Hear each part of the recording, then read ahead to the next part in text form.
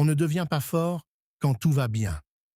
Quand tout est stable, confortable, prévisible, il n'y a rien à prouver, rien à développer, rien à transformer. Le calme ne révèle pas ta solidité, il la dissimule. La vraie force apparaît quand le sol tremble sous tes pieds, quand un projet échoue, quand une personne en qui tu croyais s'éloigne, quand les choses ne se passent pas comme prévu. C'est dans ces moments-là que la vérité sort. Pas la vérité du monde, la tienne. Rester debout quand tout vacille, ce n'est pas une question de muscles, ce n'est pas une question d'argent, ce n'est même pas une question d'intelligence, c'est une question de structure intérieure. Regarde autour de toi. La plupart des gens vivent en réaction. Ils se lèvent de bonne humeur si les choses vont bien. Ils s'effondrent si les circonstances changent. Leur paix dépend du climat, des messages reçus, des résultats obtenus, des regards des autres. Ils passent leur vie à essayer d'arranger l'extérieur, à corriger les autres, à espérer que le monde devienne plus doux pour eux. Mais le monde ne promet rien. Il ne garantit rien. Il ne s'adapte pas à nos attentes. Alors certains comprennent quelque chose de différent. Ils comprennent que la vraie bataille n'est pas dehors. Elle est dans la manière dont ils interprètent, acceptent et répondent. Ils cessent d'exiger que la réalité change et commencent à transformer leur façon de la vivre. Il y a plus de 2000 ans, un homme qui n'avait rien, ni pouvoir, ni richesse, ni liberté physique, a découvert une liberté que personne ne pouvait lui enlever. Cet homme, connu aujourd'hui sous le nom d'Épictète, n'a pas enseigné comment dominer les autres. Il a enseigné comment ne plus être dominé par ses propres réactions. Il disait que certaines choses dépendent de nous et d'autres non. Cette distinction paraît simple. Elle est en réalité révolutionnaire. Parce que dès l'instant où tu comprends que ta réaction t'appartient, tu récupères un pouvoir immense. Tu ne contrôles pas l'opinion qu'on a de toi. Tu ne contrôles pas toujours les résultats. Tu ne contrôles pas les imprévus. Mais tu contrôles la manière dont tu te tiens face à tout cela. Et c'est là que commence l'entraînement. Pas un entraînement physique, un entraînement invisible. Apprendre à observer ses pensées au lieu de leur obéir. Apprendre à respirer avant de répondre. Apprendre à accepter sans se soumettre. Apprendre à agir sans dépendre de l'approbation. Ce que tu vas entendre ici ne sont pas des phrases motivantes pour te faire sentir bien pendant 5 minutes. Ce ne sont pas des théories abstraites pour impressionner intellectuellement. Ce sont des principes conçus pour être appliqués quand personne ne te regarde, dans le silence, dans la frustration, dans l'échec, dans l'attente, parce que la solidité mentale ne se construit pas dans l'excitation. Elle se construit dans la répétition, dans la lucidité, dans le choix conscient. Et plus la vie devient imprévisible, plus ces principes deviennent précieux.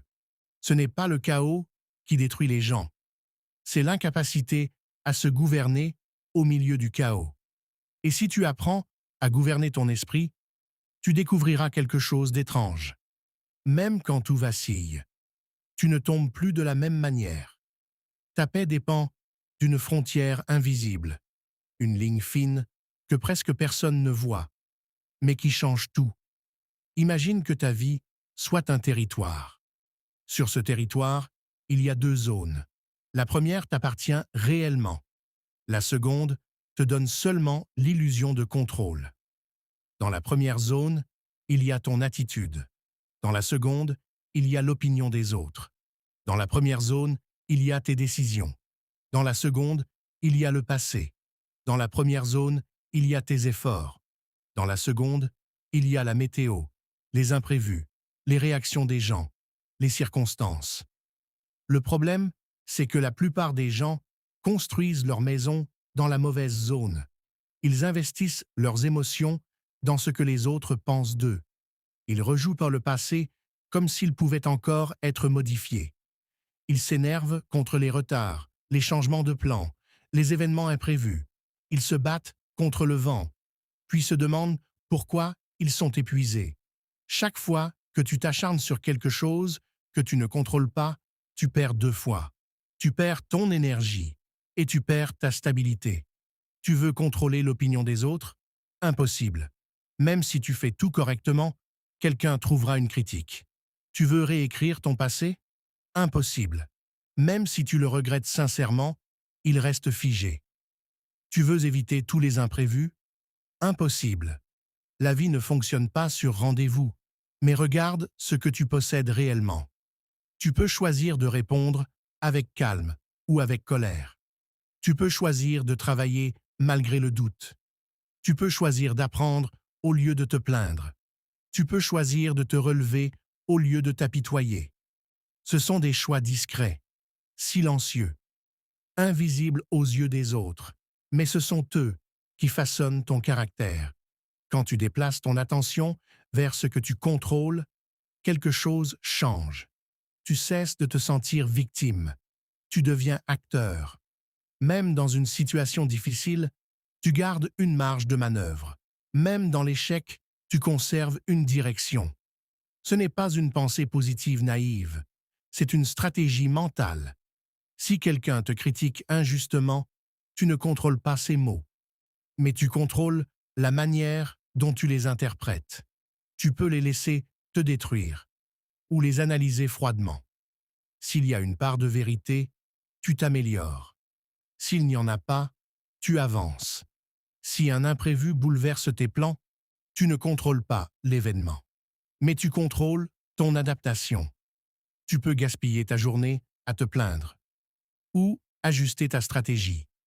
Chaque fois que tu agis dans ta zone de contrôle, tu renforces ta structure intérieure. C'est comme un muscle. Plus tu pratiques, plus cela devient naturel.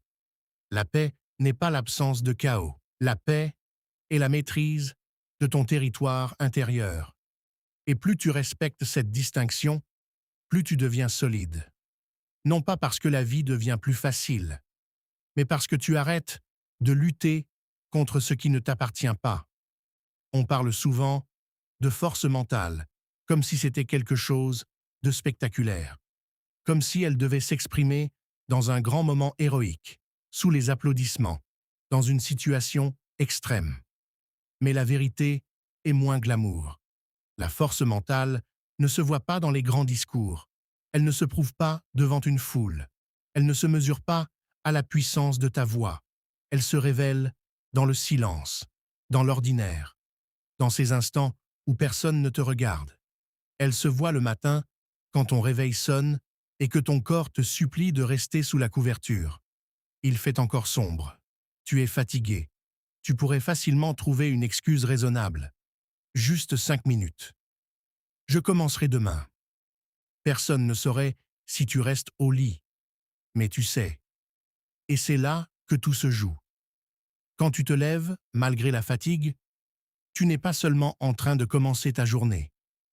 Tu es en train d'envoyer un message à ton esprit. Je décide. Ce message, répété, construit une identité. Celle de quelqu'un qui agit, même quand il n'en a pas envie. La force mentale se voit quand tu travailles sans motivation, quand l'enthousiasme n'est plus là, quand la tâche est monotone, quand les résultats tardent. La plupart des gens avancent tant que l'émotion les porte. Dès que l'excitation disparaît, ils ralentissent, puis ils arrêtent. Mais la discipline commence là où la motivation s'arrête. Travailler sans envie, ce n'est pas être froid ou insensible. C'est comprendre que tes objectifs sont plus importants que ton humeur du moment. C'est refuser que tes émotions dictent la direction de ta vie. Et puis, il y a ces moments de tension. Une parole déplacée, une critique injuste, une frustration accumulée. L'impulsion monte vite. Exploser serait facile. Crier soulagerait sur le moment. Répondre avec agressivité donnerait l'impression de reprendre le contrôle. Mais garder ton calme demande une force invisible. Respirer, te retenir, choisir des mots mesurés, ne pas laisser une émotion passagère définir ton comportement. C'est une victoire intérieure que peu de gens remarquent, mais qui transforme profondément ton caractère. Chaque petite victoire renforce ton identité. Quand tu choisis l'effort plutôt que la facilité, tu deviens quelqu'un de fiable. Quand tu choisis la constance plutôt que l'impulsion, tu deviens quelqu'un de stable. Quand tu choisis le calme plutôt que la réaction, tu deviens quelqu'un de solide. L'identité ne se construit pas en un jour. Elle se forge par accumulation, comme des briques invisibles posées les unes sur les autres. Une décision à la fois, un effort à la fois. Et à force de répéter ces petites victoires, tu ne te demandes plus si tu es capable. Tu le sais, parce que tu as la preuve quotidienne de ta maîtrise. La force mentale n'est pas spectaculaire, elle est répétitive. Elle n'est pas bruyante, elle est constante. Elle n'est pas émotionnelle, elle est volontaire. Et plus tu gagnes ces batailles discrètes, plus tu deviens difficile à ébranler. Entre ce qui t'arrive et ce que tu fais ensuite, il existe un intervalle minuscule, presque invisible. La plupart des gens ne le remarquent même pas. Tout va vite. Une parole pique, une porte se ferme, un message arrive, une opportunité disparaît. Et immédiatement, l'émotion prend le volant. Colère, frustration, peur, orgueil.